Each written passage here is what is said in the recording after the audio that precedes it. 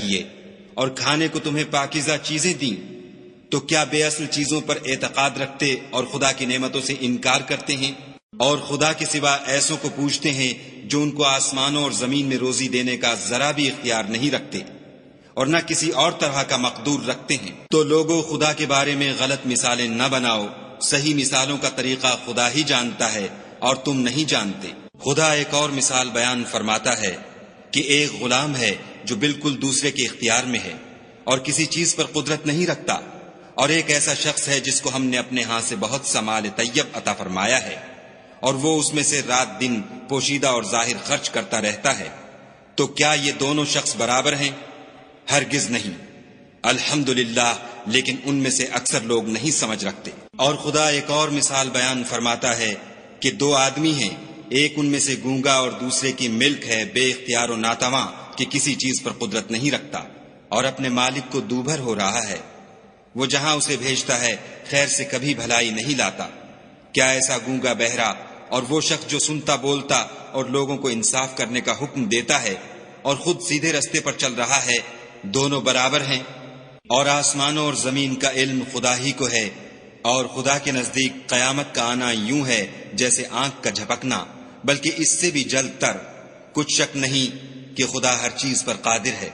اور خدا ہی نے تم کو تمہاری ماؤں کے شکم سے پیدا کیا کہ تم کچھ نہیں جانتے تھے، اور اس نے تم کو کان اور آنکھیں اور دل اور ان کے علاوہ اور اعضاء بخشے تاکہ تم شکر کرو۔ کیا ان لوگوں نے پرندوں کو نہیں دیکھا کہ آسمان کی ہوا میں گھرے ہوئے اڑتے رہتے ہیں؟ ان کو خدا ہی تھامے رکھتا ہے۔ ایمان والوں کے لیے اس میں بہت سی نشانیاں ہیں۔ اور خدا ہی نے تمہارے لیے گھروں کو رہنے کی جگہ بنایا، اور اسی نے چوپایوں کی کھالوں سے تمہارے لیے ڈیرے بنائے جن کو تم سبک دیکھ کر سفر اور حضر میں کام میں لاتے ہو، اور ان کی اون اور پشم اور بالوں سے تم اسباب اور برتنے کی چیزیں بناتے ہو جو مدت تک کام دیتی ہیں۔ اور خدا ہی نے تمہارے آرام کے لیے اپنی پیدا کی ہوئی چیزوں کے سائے بنائے، اور پہاڑوں میں غاریں بنائیں، اور کرتے بنائے جو تم کو گرمی سے بچائیں، اور ایسے کرتے بھی جو تم کو اسلحہ جنگ کے ضرر سے محفوظ رکھیں۔ اسی طرح خدا اپنا احسان تم پر پورا کرتا ہے تاکہ تم فرما بردار بنو۔ اور اگر یہ لوگ اعراض کریں تو اے پیغمبر صلی اللہ علیہ وآلہ وسلم، تمہارا کام فقط کھول کر سنا دینا ہے۔ یہ خدا کی نعمتوں سے واقف ہیں، مگر واقف ہو کر ان سے انکار کرتے ہیں، اور یہ اکثر ناشکرے ہیں۔ اور جس دن ہم ہر امت میں سے گواہ یعنی پیغمبر کھڑا کریں گے تو نہ تو کفار کو بولنے کی اجازت ملے گی اور نہ ان کے عذر قبول کیے جائیں گے۔ اور جب ظالم لوگ عذاب دیکھ لیں گے تو پھر نہ تو ان کے عذاب ہی میں تخفیف کی جائے گی اور نہ ان کو مہلت ہی دی جائے گی۔ اور جب مشرک اپنے بنائے ہوئے شریکوں کو دیکھیں گے تو کہیں گے کہ پروردگار، یہ وہی ہمارے شریک ہیں جن کو ہم تیرے سوا پکارا کرتے تھے۔ تو وہ ان کے کلام کو مسترد کر دیں گے اور ان سے کہیں گے کہ تم تو جھوٹے ہو۔ اور اس دن خدا کے سامنے سرنگوں ہو جائیں گے، اور جو طوفان وہ باندھا کرتے تھے سب ان سے جاتا رہے گا۔ جن لوگوں نے کفر کیا اور لوگوں کو خدا کے رستے سے روکا، ہم ان کو عذاب پر عذاب دیں گے، اس لیے کہ شرارت کیا کرتے تھے۔ اور اس دن کو یاد کرو جس دن ہم ہر امت میں سے خود ان پر گواہ کھڑے کریں گے، اور اے پیغمبر صلی اللہ علیہ وآلہ وسلم، تم کو ان لوگوں پر گواہ لائیں گے، اور ہم نے تم پر ایسی کتاب نازل کی ہے کہ اس میں ہر چیز کا بیان مفصل ہے، اور مسلمانوں کے لیے ہدایت اور رحمت اور بشارت ہے۔ خدا تم کو انصاف اور احسان کرنے اور رشتہ داروں کو خرچ سے مدد دینے کا حکم دیتا ہے، اور بے حیائی اور نامعقول کاموں سے اور سرکشی سے منع کرتا ہے، اور تمہیں نصیحت کرتا ہے تاکہ تم یاد رکھو۔ اور جب خدا سے عہد واثق کرو تو اس کو پورا کرو، اور جب پکی قسمیں کھاؤ تو ان کو مت توڑو کہ تم خدا کو اپنا ضامن مقرر کر چکے ہو، اور جو کچھ تم کرتے ہو خدا اس کو جانتا ہے۔ اور اس عورت کی طرح نہ ہونا جس نے محنت سے تو سود کاتا پھر اس کو توڑ کر ٹکڑے ٹکڑے کر ڈالا، کہ تم اپنی قسموں کو آپس میں اس بات کا ذریعہ بنانے لگو کہ ایک گروہ دوسرے گروہ سے زیادہ غالب رہے۔ بات یہ ہے کہ خدا تمہیں اس سے آزماتا ہے، اور جن باتوں میں تم اختلاف کرتے ہو قیامت کو اس کی حقیقت تم پر ظاہر کر دے گا۔ اور اگر خدا چاہتا تو تم سب کو ایک ہی جماعت بنا دیتا، لیکن وہ جسے چاہتا ہے گمراہ کرتا ہے اور جسے چاہتا ہے ہدایت دیتا ہے۔ اور جو عمل تم کرتے ہو اس دن ان کے بارے میں تم سے ضرور پوچھا جائے گا۔ اور اپنی قسموں کو آپس میں اس بات کا ذریعہ نہ بناؤ کہ لوگوں کے قدم جم چکنے کے بعد لڑکھڑا جائیں، اور اس وجہ سے کہ تم نے لوگوں کو خدا کے رستے سے روکا تم کو عقوبت کا مزہ چکھنا پڑے اور بڑا سخت عذاب ملے۔ اور خدا سے جو تم نے عہد کیا ہے اس کو مت بیچو اور اس کے بدلے تھوڑی سی قیمت نہ لو، کیونکہ ایفائے عہد کا جو صلہ خدا کے ہاں مقرر ہے وہ اگر سمجھو تو تمہارے لیے بہتر ہے۔ جو کچھ تمہارے پاس ہے وہ ختم ہو جاتا ہے، اور جو خدا کے پاس ہے وہ باقی ہے کہ کبھی ختم نہیں ہوگا۔ اور جن لوگوں نے صبر کیا ہم ان کو ان کے اعمال کا بہت اچھا بدلہ دیں گے۔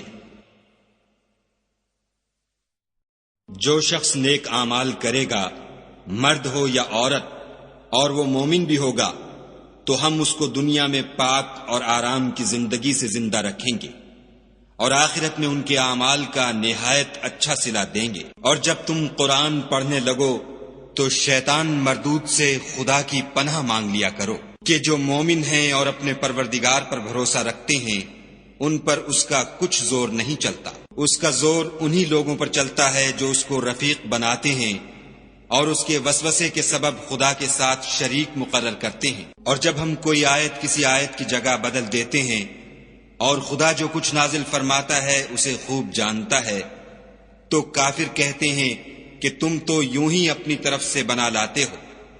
حقیقت یہ ہے کہ ان میں اکثر نادان ہیں۔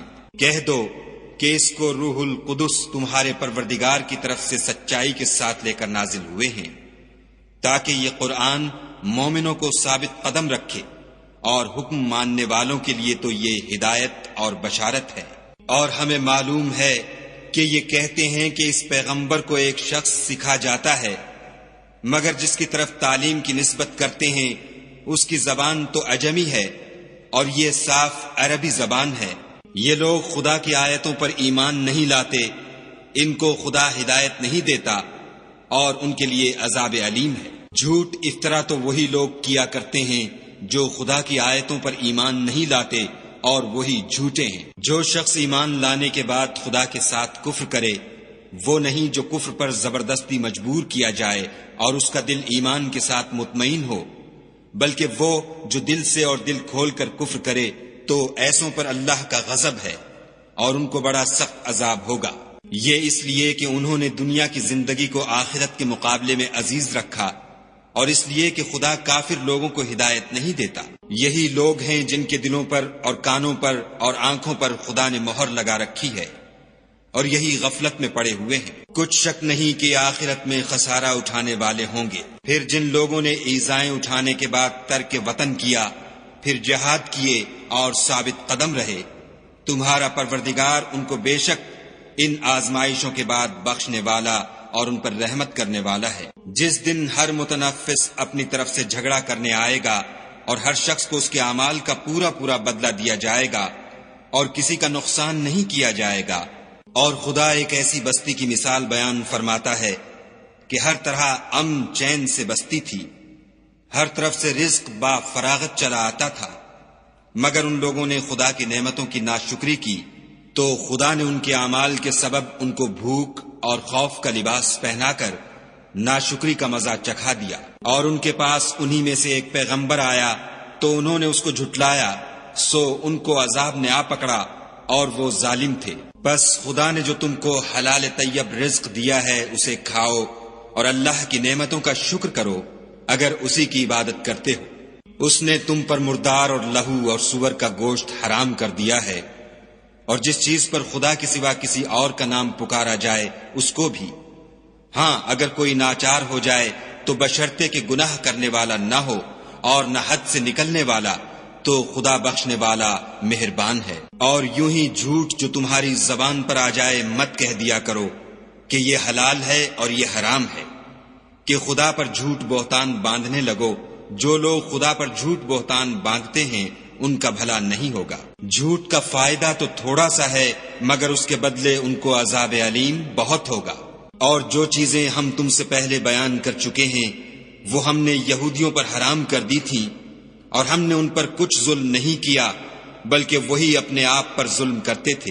پھر جن لوگوں نے نادانی سے برا کام کیا پھر اس کے بعد توبہ کی اور نیکوکار ہو گئے تو تمہارا پروردگار ان کو توبہ کرنے اور نیکوکار ہو جانے کے بعد بخشنے والا اور ان پر رحمت کرنے والا ہے۔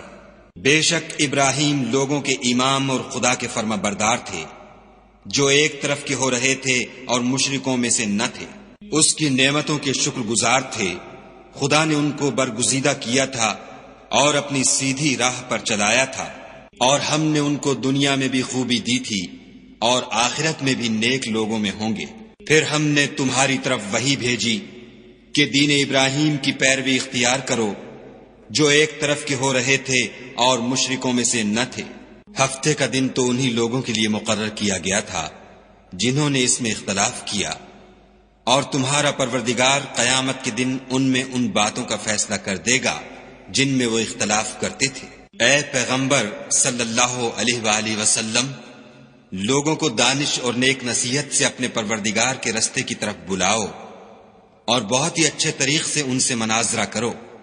جو اس کے رستے سے بھٹک گیا تمہارا پروردگار اسے بھی خوب جانتا ہے، اور جو رستے پر چلنے والے ہیں ان سے بھی خوب واقف ہے۔ اور اگر تم ان کو تکلیف دینی چاہو تو اتنی ہی دو جتنی تکلیف تم کو ان سے پہنچی، اور اگر صبر کرو تو وہ صبر کرنے والوں کے لیے بہت اچھا ہے۔